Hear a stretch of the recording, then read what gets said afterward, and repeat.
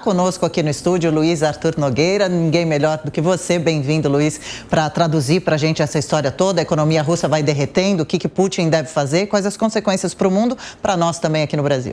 Pois é, Adriana, acho que essa é a grande guerra do momento, a guerra econômica, né? As sanções foram severas contra a economia russa, a população vai sofrer muito. Talvez isso, inclusive, reduza a popularidade do presidente Putin. Quem sabe lá, a gente sabe que é uma ditadura, a população sai às ruas, reaja, porque essa inflação aí de 20% e uma queda de PIB da economia de 8% é algo realmente muito severo. Vai trazer perdas econômicas muito grandes e vai levar anos e anos para recuperar. Agora, é muito curioso a gente ver o comentário do governo russo de que não quer mais depender do Ocidente. Uma das lições dessa guerra, né, que vale para os dois lados, foi a seguinte: a Europa não pode depender do gás nem do petróleo da Rússia e a Rússia não pode depender da economia do Ocidente. Agora, no mundo globalizado é uma grande ilusão. A Rússia vai viver o quê? Só da economia chinesa? É claro que isso é insustentável, o mundo é globalizado. Então não se trata de não depender, se trata de entender que estamos num processo de guerra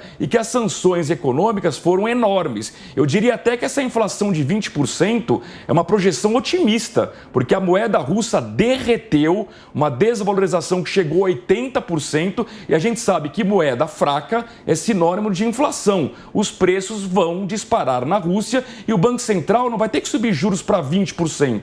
Vai ter que subir muito mais, para 30%, 40%, para evitar um processo de hiperinflação. Então, o resultado prático até agora, Adriana, é que essa guerra ela é econômica e talvez pelo caminho da economia, o Ocidente convença Putin a pensar num processo de paz na Ucrânia.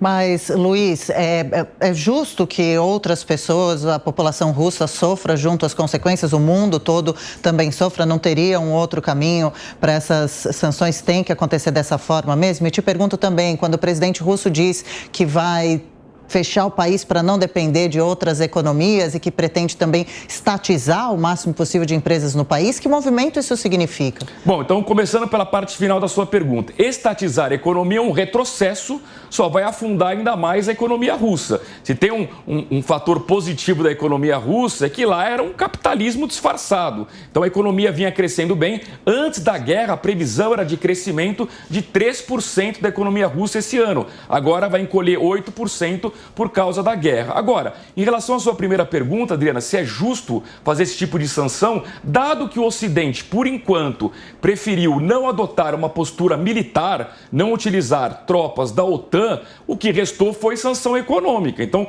começou-se pelo caminho da economia para tentar sufocar, estrangular a economia russa e, através de um processo interno de impopularidade do presidente Putin, que a pressão venha de dentro para fora da Rússia, ou seja, população russa insatisfeita com a economia pressiona o governo russo, que por sua vez fica mais suscetível a fazer um acordo de paz. Se isso não der certo, futuramente, quem sabe, poderemos ter algum tipo de intervenção militar por parte da OTAN. Mas, por enquanto, Adriana, está dando certo, sim, esse caminho da sanção econômica. É claro que quem vai pagar o preço maior é a população da Rússia, que é uma vítima nessa história, e o mundo inteiro também paga a conta dessa guerra militar e econômica.